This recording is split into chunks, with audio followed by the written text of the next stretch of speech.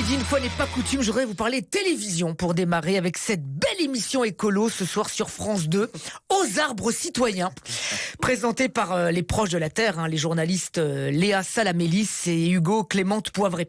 Ce soir, des artistes comme Marion Cotillard, qui vient d'acheter une maison à 6 millions de dollars à Los Angeles, viendront sur un plateau avec plein de lumière et de car régie nous inciter à la sobriété. Alors, le point d'orgue, un appel aux dons pour sauver la planète. Voilà une sorte de téléthon de la nature. Oui, allez, pour sauver un arbre myopathe. Faites grimper le compteur, composez le 36-30 cèdres. Je répète, 36-30 cèdres. Merci les glands. Voilà. Côté artiste, Georges Tron, Jacques Dutronc et Patrick Chêne. Waouh, ça a l'air super bien. Tiens, comme je parlais de Los Angeles avec la maison de Marion Cotillard, eh bien partons là-bas. Donald Trump annonce une grande nouvelle pour ses prochains jours. Oui. Le renard mort qu'il a sur la tête en guise de coiffure n'était donc qu'en hibernation, puisqu'apparemment Trump pourrait annoncer sa candidature aux élections 2024. Waouh! Déjà entre Trump et Biden, les insultes fusent. Hier, Donald a dit... Voilà. Et à quoi Joe a répondu... Là, Trump, de colère, a dit... t'as Biden qui a rétorqué... Voilà, t'as vu, déjà, ça vole déjà haut. Moi, je suis content, tu vois, du retour de Trump. Joe Biden, écoute, il est bien gentil. Mais enfin, avec lui, t'as l'impression que c'est comme les jouets à Noël. Les piles sont pas fournies avec.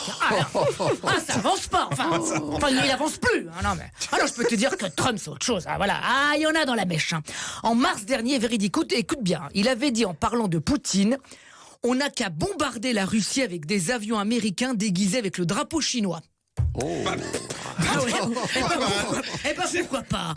Si ça marche pas, ils n'ont aussi qu'à leur coller des plumes dessus avec un faux bec, des griffes et un pilote qui fait cuicui pour faire croire que c'est un oiseau.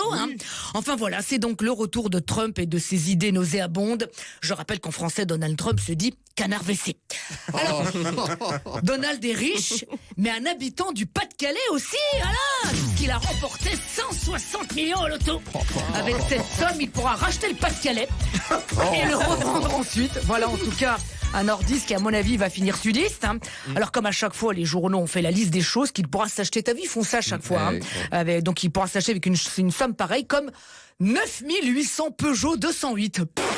La voiture la plus vendue de France. Voilà. C'est vrai que je suis sûr que c'est vraiment le rêve le plus fou du gagnant du loto. S'acheter 9800 Peugeot. Devenir riche pour s'acheter une bagnole de pauvre. N'empêche, j'aimerais pas être à sa place. Il va voir débarquer plein de gens qui vont lui dire tu n'oublies pas, on est de la famille. Sauf que dans le Pas-de-Calais, ça peut être vrai. Alors pour le moment, on ignore l'identité du gagnant. Déjà, on sait que c'est pas Anne Hidalgo qui vient d'augmenter la taxe foncière de 52%. Et oui, et lui, il a les millions et c'est les Parisiens qui ont les boules.